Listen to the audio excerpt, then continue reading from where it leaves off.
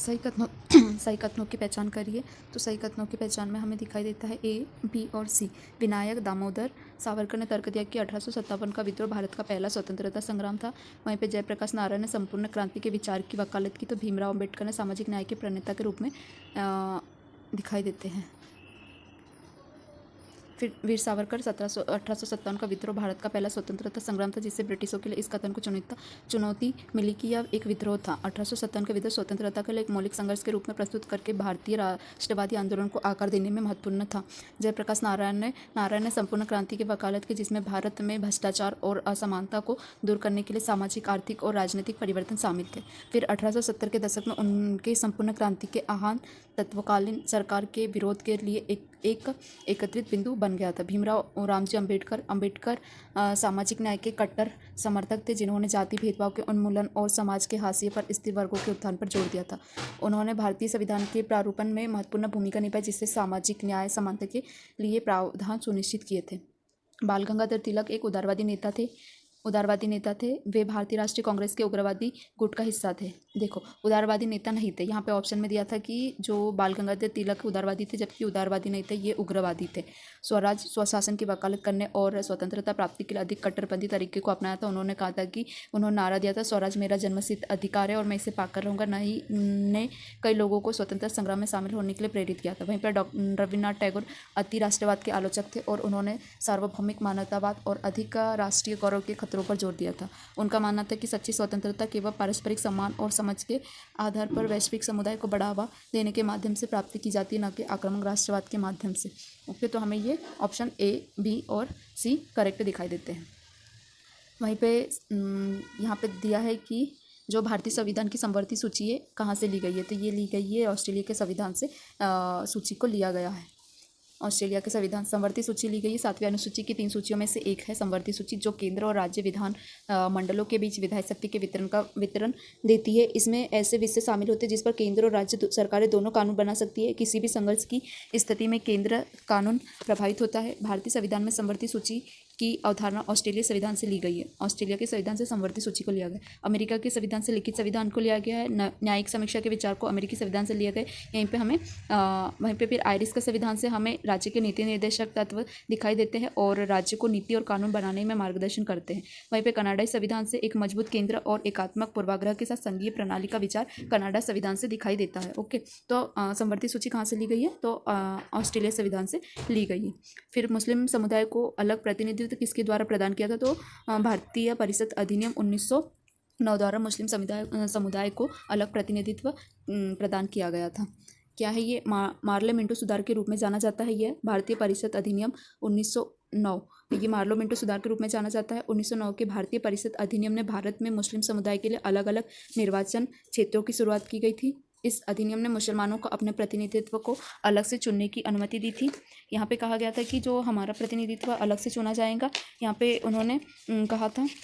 उसके बाद में अलग अलग निर्वाचन क्षेत्र की शुरुआत भारतीय राजनीतिक परिषद में एक महत्वपूर्ण विकास था, क्योंकि इसने भारतीय राजनीति में सांप्रदायिक प्रतिनिधित्व की शुरुआत की थी। तो हमें 1909 का हमें मार्ले मिंटो सुधार दिखाई देगा। मार्ले मिंटो सुधार हमें दिखाई देता है, जो भारतीय परिषद अधिनियम से एक मुस्लिम समुदाय को अलग करने की, मुस्लिम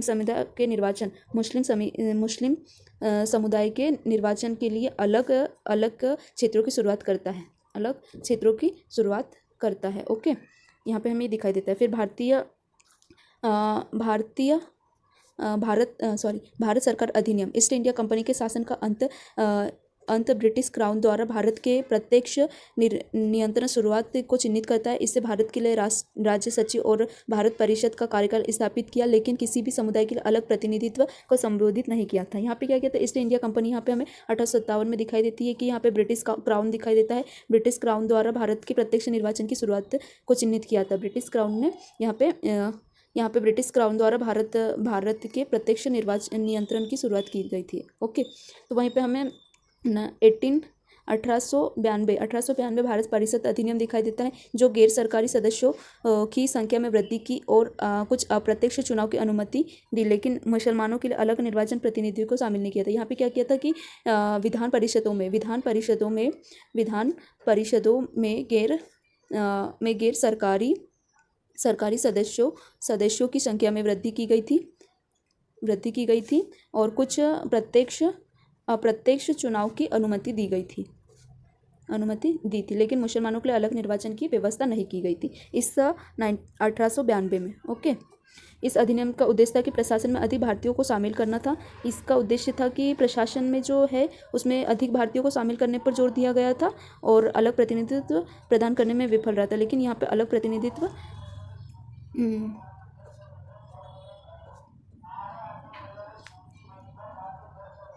1861 का भारतीय परिषद अधिनियम आया था। यह एक अधिनियम था वायसराय को कार्यकारी परिषद में पोर्टफोलियो प्रणाली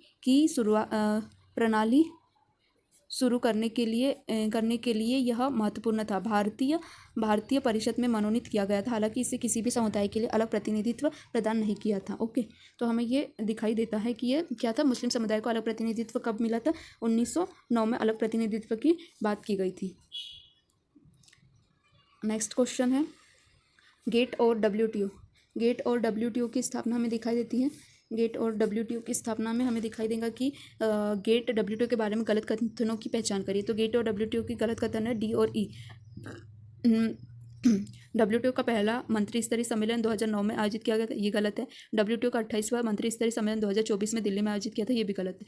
1948 से 1994 तक गेट ने विश्व व्यापार के अधिकांश नियमों का प्रावधान किया था। फिर गेट एक अस्थायी सहयोग और संगठन था।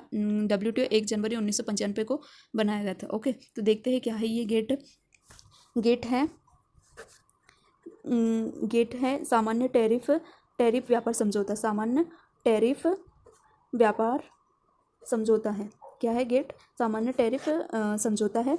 और डब्ल्यूटीओ क्या है? ये विश्व व्यापार समझौता है, विश्व व्यापार संगठन है। ओके, विश्व व्यापार संगठन है। इसकी स्थापना गेट की कब हुई थी? 1948 को गेट की स्थापना हुई थी और गेट की स्थापना 1948 में हुई थी और 1994 तक प्रभावित रहा था। 1994 में यह प्रभावी हुआ था। ओके, प्रभावी रहा था। विश्व व्यापार के अधिकांश नियमों को प्रदान करता है। फिर गेट यहाँ पे वास्तव में एक अंतरिम समझौता था। डब्ल्यूटीओ की स्थापना का मार्ग प्रशस्त करता है। डब्ल्यूटीओ का आधिकारिक तौर पर 1 जनवरी 1995 को गेट के उत्तराधिकार के रूप में निर्माण किया गया था। ओके, तो गलत कथन क्या कहता है कि डब्ल्यूटीओ का पहला मंत्री स्तरीय सम्मेलन 2009 में नहीं हुआ था, बाकी 1996 में हुआ था। गेट की स्थापना में ये सिंगापुर में हुआ था। क्या हुआ था? संस्मरण जो सम्मेलन मंत्री स्तरीय पहला सम्मेलन कहाँ हुआ था? 1996 में सिंगापुर में आयोजित हुआ था। वहीं पर डब्ल्यूटीओ का 28वां मंत्री स्तरीय सम्मेलन अभी तक नहीं हुआ है। ये नवीनतम अपडेट है। के अनुसार है 2024 दिल्ली में आयोजित होने वाला कोई सम्मेलन निर्धारित नहीं किया गया था। ओके, तो ये भी कोई निर्धारित नहीं है। वहीं डब्ल्यूटीओ के कार्य क्या थे? डब्ल्यूटीओ के कार्य राष्ट्रों के बीच वैश्विक व्यापार नियमों से संबंधित है। इसका मुख्य कार्य यह सुनिश्चित करना है कि व्यापार यथासंभव सुचारू रूप से, पूर्वानुमान रूप से और स्वतंत्र रूप से प्रभावित हो। डब्ल्यूटीओ व्यापार समझौता पर बातचीत करने, व्यापार विवादों को सुलझाने और राष्ट्रीय व्यापार नीतियों की समीक्षा करने के लिए एक मंच प्रदान करता है। ऐतिहासिक मंत्री स्तरीय सम्मेलन हुआ था। डब्ल्यूटीओ मंत्री स्तरीय सम्मेलन 1996 में सिंगापुर में हुआ था। इसके बाद हर 2 साल में मंत्री स्तरीय सम्मेलन आयोजित किया जाता है, जिसमें 2001 में शुरू किया गया था। दोहा विकास और दौर महत्वपूर्ण है। तो ये हमें गेट और डब्ल्यूटीओ के बारे में कथन दिखाई देते हैं। उसके बाद निम्नलिखित में से कौन से सही ढंग से सम्मिलित नहीं है? तो यहाँ पे हमें दिखाई देगा कि डी और ई है। विदेश द्वेष स्वनियम की मांग करता है। सार्वभौमिकता, एकांत और विशिष्टता की विशेषता वाला व्यवहार है। बाकी हमें ये करेक्ट में दिखाई देंगे कि आर्थिक राष्ट्रवाद संरचनावाद के माध्यम से घरेलू अर्थव्यवस्था को बढ़ाता है। आर्थिक राष्ट्रवाद में फिर मूल निवासीवाद में अप्रवासियों के विरुद्ध मूल निवासियों की आवश्यकता को आवाज़ देना। उपनिवेशवाद किसी विदेशी क्षेत्र पर नियंत्रण स्थापित करने का प्रयास है। विदेश द्वेष क्या है? विदेश द्वेष अजनबियों और विदेशियों के प्रति डर और घृणा को संदर्भित करता है, न कि स्व निर्णय की मांग को। विदेशी द्वेष ये एक डर को व्यक्त करता है और इसमें अन्य देशों या संस्कृति के व्यक्तियों के प्रति नकारात्मक रवैया शामिल है।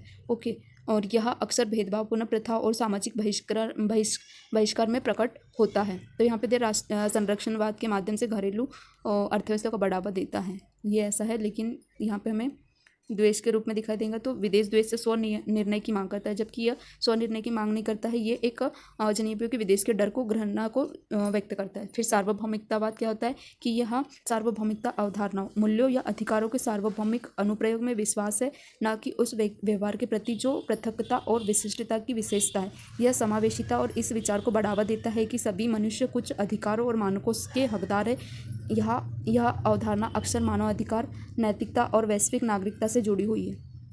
तो हमें ये दिखाई देता है। फिर आर्थिक राष्ट्रवाद संरक्षणवाद के माध्यम से घरेलू अर्थव्यवस्था को बढ़ावा देने से सही ढंग से मेल खाता है। इसमें ऐसी नीतियाँ शामिल है जो अर्थव्यवस्था, श्रम और पूंजी निर्माण पर घरेलू नियंत्रण पर जोर देता है। फिर मूल निवासीवाद अप्रवासियों के मुकाबले देशी निवासियों की ज़रूरतों का आवाज़ देने से सही ढंग से मेल खाता है। यह नए लोगों के मुकाबले स्थापित निवासियों के हितों को प्रभावित करता है। उपनिवेशवाद किसी विदेशी क्षेत्रों पर नियंत्रण स्थापित करने की प्रथा से सही ढंग से मेल खाता है। इसमें उपनिवेशी देश के लाभ के लिए उपनिवेशित देश का शोषण करता है। तो हमें ये दो जो अनकरेक्ट दिखाई देते हैं। सूची को मिलान कीजिए। भारतीय प्रधानमंत्री की चीन की यात्रा हुई थी 1954 में हुई थी, पहली यात्रा थी। और सोवियत भारतीय शांति मैत्री और सहयोग संगठन 1971 में। भारतीय परमाणु परीक्षण दिखाई दिया था 1958 में, 98 में। फिर 26/11 हमें हमला दिखा था 2008 में। पहला है भारतीय प्रधानमंत्री का चीन का दौरा हुआ था। पहले जवाहरलाल नेहरू द्वारा 1954 में चीन की यात्रा की थी। यह यात्रा ने भारत और चीन के बीच स्वतंत्रता के बाद राजनयिक संबंधों की शुरुआत को चिन्हित किया था।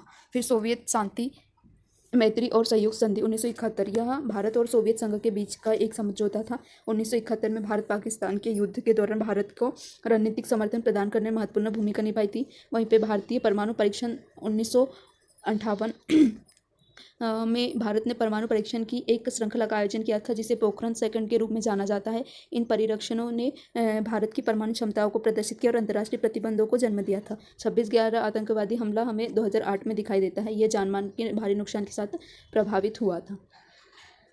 फिर इलाहाबाद उच्च न्यायालय की स्थापना हुई थी 1866 में हुई थी। इलाहाबाद उच्च न्यायालय की स्थापना 1866 में दिखाई देती है। 17 मार्च 1866 को यह शुरू में आगरा में उत्तर पश्चिम प्रांतों के लिए उच्च न्यायालय के रूप में स्थापित किया था। बाद में 1969 में न्यायालय की सीट आगरा से इलाहाबाद स्थानांतरित कर दी गई थी। फिर 1861 में भारतीय न्यायपालिका के लिए महत्वपूर्ण है, क्योंकि भारतीय उच्च न्यायालय अधिनियम 1961 अधिनियम किया गया था, जिसके कारण कलकत्ता, मद्रास, बम्बई में उच्च न्यायालय की स्थापना हुई थी। हालांकि यह वर्ष नहीं है जब इलाहाबाद उच्च न्यायालय की स्थापना हुई थी। फिर 1863 में इलाहाबाद उच्च न्यायालय की स्थापना से संबंधित कोई महत्वपूर्ण न्यायिक घटना नहीं थी। फिर 1869 में यह एक वर्ष प्रासंगिक है, क्योंकि उच्च न्यायालय को आगरा से इलाहाबाद में स्थानांतरित किया गया था। तो क्वेश्चन बन सकता है कि इलाहाबाद उच्च न्यायालय की स्थापना कब हुई थी, तो 1866 में हुई थी। लेकिन जब स्थानांतरित किया गया था आगरा से, तो ये मतलब उच्च न्यायालय की स्थापना कब हुई थी, तो 1866 में। और यहाँ पे क्या था कि 1969 में यह पहले उच्च न्यायालय के आगरा से इलाहाबाद स्थानांतरित करने का प्रतीक है।